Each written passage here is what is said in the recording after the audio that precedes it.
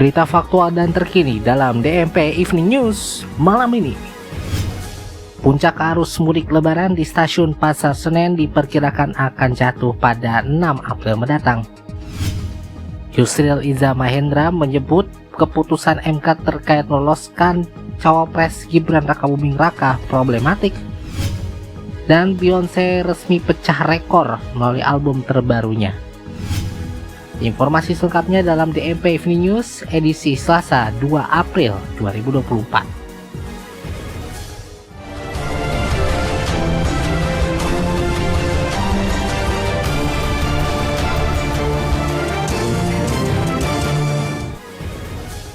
Kita awali DMP Evening News malam ini dengan segmen DMP Pulang Kampung 2024.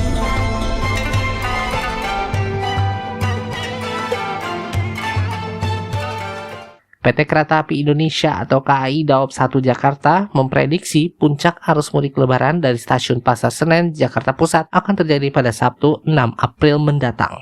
Kepala Humas Daob 1 Jakarta, Iksvan Henry Wintoko mengatakan pada tanggal tersebut tercatat ada 44.297 calon pemudik yang akan berangkat dari stasiun Pasar Senen. Sementara itu puncak kedua akan terjadi pada 8 April sebanyak 43.891 penumpang. Sementara itu yang dijelaskan ada 19.919 penumpang yang berangkat dari stasiun Pasar Senen pada hari ini. Menurutnya ada peningkatan jumlah penumpang sekitar 80% jika dibandingkan dengan hari biasa. Pada hari biasa menurutnya volume penumpang khususnya yang ada di stasiun Pasar Senen itu berkisar antara 9 hingga 10.000 penumpang per hari. Namun per hari ini sudah mencapai 19.000 penumpang. Untuk Daob 1 Jakarta, ia mengatakan secara total jumlah perjalanan kereta api pada masa angkutan lebaran dari 31 Maret hingga 21 April tersedia sebanyak 1.677 kereta atau 77 kereta per hari. Rinciannya adalah 40 kereta yang berangkat dari stasiun Gambir dan 37 kereta yang berangkat dari stasiun Pasar Senen. Adapun total ketersediaan tempat duduk sebanyak 957.138 tempat duduk atau 43.506 tempat duduk setiap harinya. Yang saat ini telah terjual sebanyak 684.729 kursi atau 31.124 kursi rata-rata per harinya yang telah terjual. Sehingga hingga saat ini masih terdapat sisa sebanyak 307.082 kursi atau 13.985 kursi per harinya. Kuasa hukum pasangan calon nomor urut 2 Prabowo Gibran, Yusril Iza Mahendra, mengakui putusan Mahkamah Konstitusi yang meloloskan pendaftaran cawapres nomor urut 2 Gibran Rakabuming Raka problematik. Yohanes Pasaribu melaporkannya untuk Anda.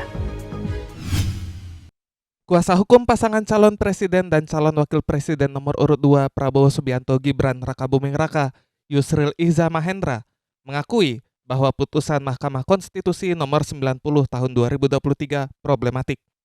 Pernyataan itu disampaikan Yusril di hadapan Majelis Hakim Mahkamah Konstitusi dalam sidang sengketa hasil Pilpres 2024 yang digelar pada Selasa 2 April. Dalam sidang tersebut, Yusril mengklarifikasi pernyataan anggota tim hukum pasangan Capres-Cawapres nomor urut 3 Ganjar Pranowo Mahfud MD, Lutfi Yazid, yang menyitir bahwa putusan MK nomor 90 tahun 2023 cacat hukum. Berikut pernyataan tim hukum Prabowo Gibran, Yusril Iza Mahendra. Kata-kata yang mengatakan, andai kata saya Gibran, saya akan minta kepada dia, adalah kata-kata yang tidak logis. Andai kata saya Gibran, saya akan bersikap seperti ini. Itu baru logis. Jadi yang saya ucapkan adalah, andai kata saya Gibran, saya memilih, saya tidak akan maju. Karena saya tahu bahwa putusan ini problematik. Mahkamah Konstitusi menggelar lanjutan sidang sengketa hasil pemilihan umum pada hari Selasa 2 April 2024. Sidang hari ini mengagendakan pembuktian pemohon, yaitu paslon nomor 3, Ganjar Pranowo Muhammad Mahfud Mahmudin. Yohanes Pasaribu melaporkan untuk DNP News. Kita beralih ke dunia hiburan internasional, di mana Beyonce memecahkan rekor baru lewat album terbarunya yakni Cowboy Carter sejak rilis pada 29 Maret lalu. Album ke-8 itu menjadi album yang paling banyak diputar di platform musik Spotify dalam satu hari sepanjang 2024. Berdasarkan pernyataan Spotify yang dikutip oleh AT pada Senin 1 April lalu, Cowboy Carter juga menjadi album genre country pertama yang memegang rekor tersebut. Selain itu, lagu Texas Hold'em yang menjadi single utama album baru Beyonce itu juga telah didengarkan lebih dari 200 juta kali di Spotify.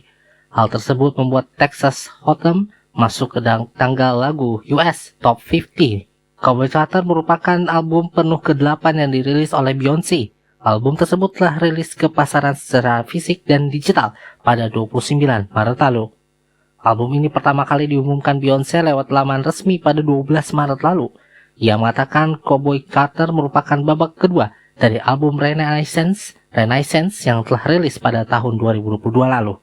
Saat perilisan Renaissance, Beyonce mengungkapkan bahwa album tersebut akan menjadi yang pertama dari proyek 3 babak. Cowboy Carter terdiri dari 27 lagu dan mengundang sejumlah musisi populer dan legendaris untuk berkolaborasi di dalamnya. 2 diantaranya merupakan 2 legenda musik country, yaitu Dolly Parton untuk lagu Tyrant dan Willie Jones untuk lagu Just for Fun. Selain itu, Beyonce juga menggandeng Linda Martell, Miley Cyrus, Post Malone, Shea Buzy, Tanner Adell, Britney Spencer, Tiara Kennedy, Reina Roberts, hingga anaknya sendiri, Rumi Carter. Berita tersebut mengakhiri jumpa kita dalam DMP Evening News edisi Selasa 2 April 2024. Kritik dan saran bisa Anda sampaikan melalui email kami di redaksi_online@dmpmedia.my.id. Dengarkan DMP Evening News setiap Senin hingga Jumat pukul 10 malam waktu Indonesia Barat di YouTube channel DMP Media dan juga dengarkan dimanapun Anda mendengarkan podcast ini. Saya Andika Rizky Hansyah. Terima kasih atas perhatian Anda. Selamat berpuasa dan sampai jumpa di edisi berikutnya.